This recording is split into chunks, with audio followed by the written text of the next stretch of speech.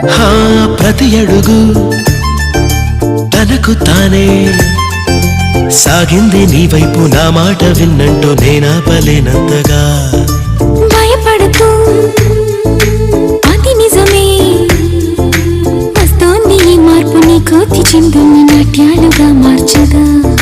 నన్నింతగా మార్చేందుకు నీకెవ్వరిచ్చారు హక్కు నీ ప్రేమనే ప్రశ్నించుకో ఆ నింద నాకెందుకు